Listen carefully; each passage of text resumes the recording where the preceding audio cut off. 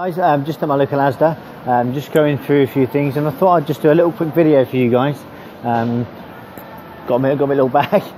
And basically, I've come down the sugar aisle, and I want to go through basically the difference between sugar and sweeteners, and where the sweeteners and what's the difference between a good sweetener and a bad sweetener. Okay, now sugar is a chemical of glucose and fructose that is bound together. Okay, and that's all the granulated sugar. The different types of sugar, you get like caster sugar, icy sugar, granulated sugar. Granulated sugar is basically the bigger molecules, if you will, of sugar. And then caster sugar is slightly ground down, and then obviously the other stuff is icy sugar, which is completely grounded down. So when you're talking about sweeteners and stuff like that, okay, I'm just going to pick up Silver Spoon sweetener, 0 calories. It's marketed as a good thing, right? Okay, but if you look at the back, okay, it's got low calorie aspartame based sweetener. Now obviously anyone that knows aspartame is, I mean, just look it up and you'll realize that actually it's not good at all. It's used in a lot of diet stuff as well, and that's what they talk about. It's a chemical that substitutes sugar, which isn't cool at all. What you want to be going for is things like a stevia leaf. Now yes, it's going to be more expensive, but stevia is 100 times more sweeter than sugar, and it's natural, right? So this is one I use. It's Trevia, it's called. It's about £5. So yeah, about £4.98 is the stuff that I use. Or you can use any of the varieties of that. Okay, now I'm not sure about this one. This is Canderel. This could be okay. That's all right. Anything that's made from the stevia leaf you can have, but just look at what you're looking at.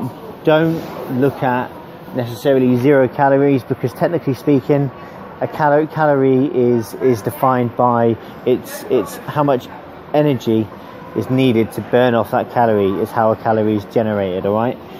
So yeah, that's it. I hope that kind of helps. As you can tell, I'm down the carbonated section. I've just seen, literally no shit, right? I've literally seen about a group of 12 kids have actually nearly emptied one of the shelves, and they didn't go for a thirst quenching good drink. They've gone for all this energy drinks. Now there's 3 shelves, and I'm not talking about 3 little shelves. There's loads and loads of energy drinks. I mean, you can get some of this shit for 30p. 30p, that's all fucked up. That's some fucked up shit. Don't drink them, they're bad for you. Christ, our kids are drinking this, that's not cool. Okay, let me just go through the milk scenario. Now this is more aimed at the guys that take the Juice Plus shake. So there's a lot of questions and a lot of things that say you're not allowed to have milk.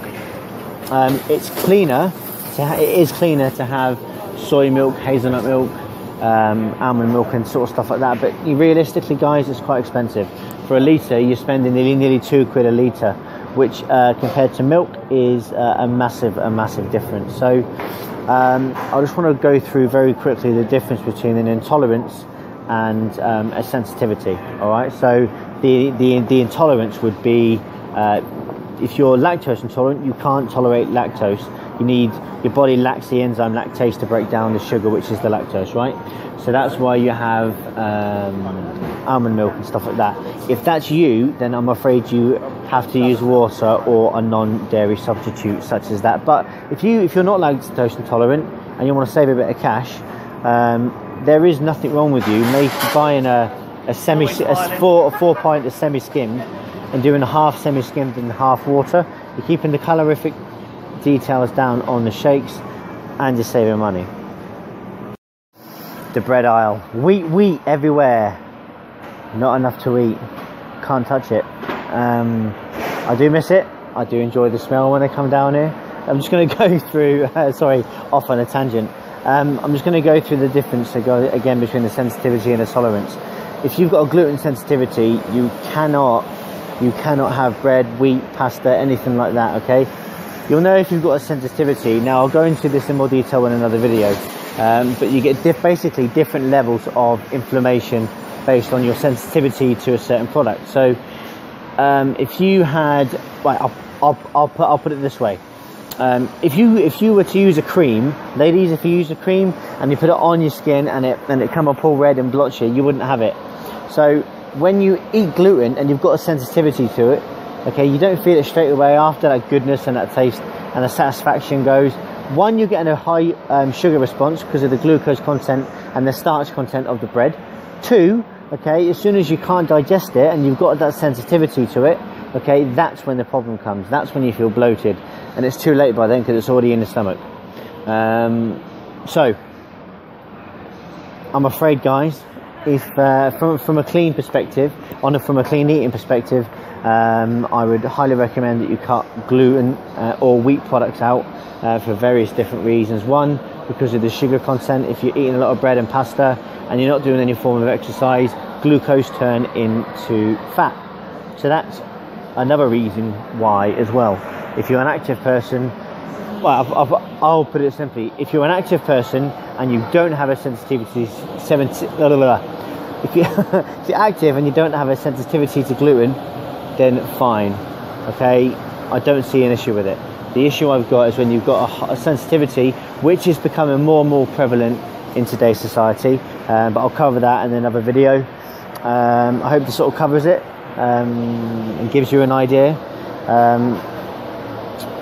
I'll stop waffling now, and I'm going to do my shopping. Enjoy. Who's a fan of bacon? Right, so bacon, either smoked or cured, so that means it's had additional salt on it. I'm going to show you something. I'm going to run around the other side. I'm going to show you a much cleaner way to do bacon. Okay, what is bacon? It's pork, right?